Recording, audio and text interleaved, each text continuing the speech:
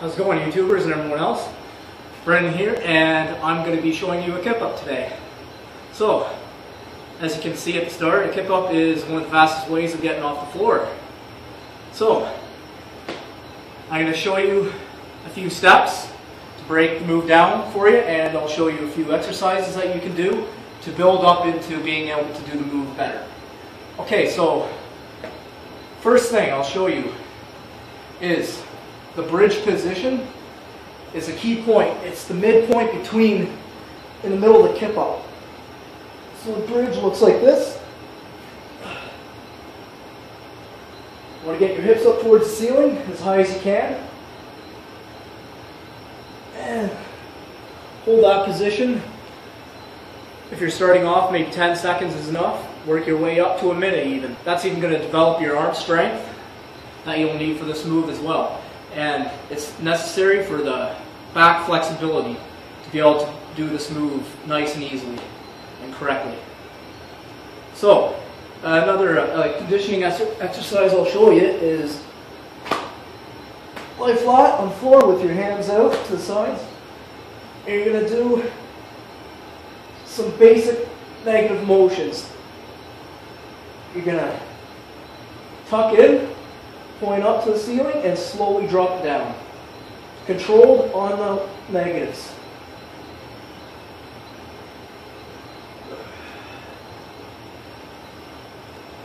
That'll get you used to the motion of kipping up and out.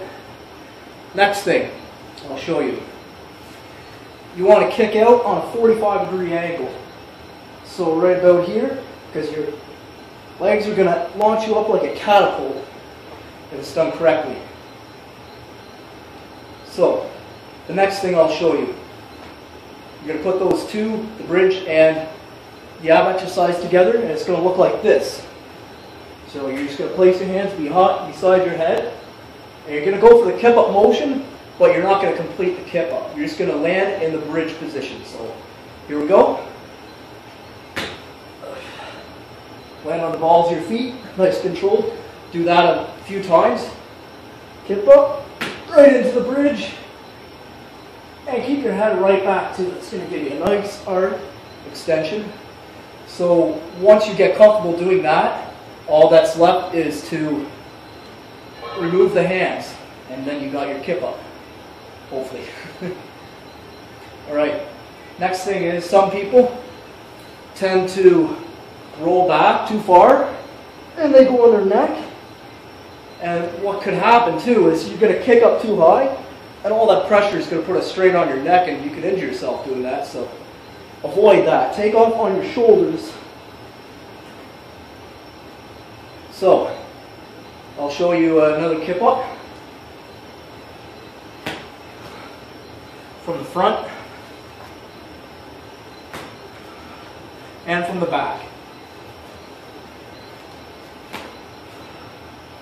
Take off on your shoulders with your hands beside you as well, beside your head. If they're too far back,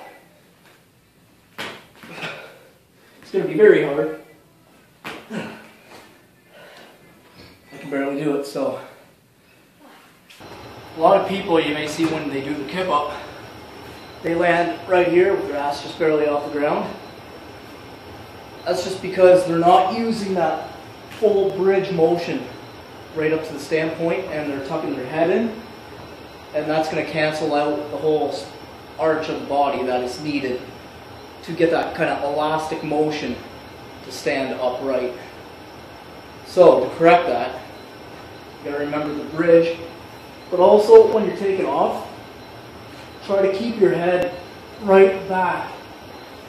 So even try to look back behind you, and that'll keep your head back the whole time, and that'll help out the spinal arch in your body to get the proper technique. And also, it doesn't really matter if you pump your legs like this or shoot them back and just slingshot them like I like to do. As long as it's hard, you really got to shoot those legs up, and you'll really use those abdominals for sure. So I'll show you how effective that is.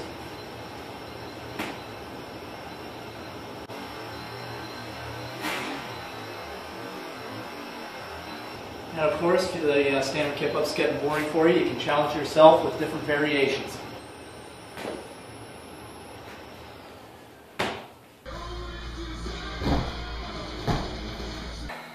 That's my kip-up tutorial, and I will have some more posted soon on some different moves. So, comment or subscribe. Peace out.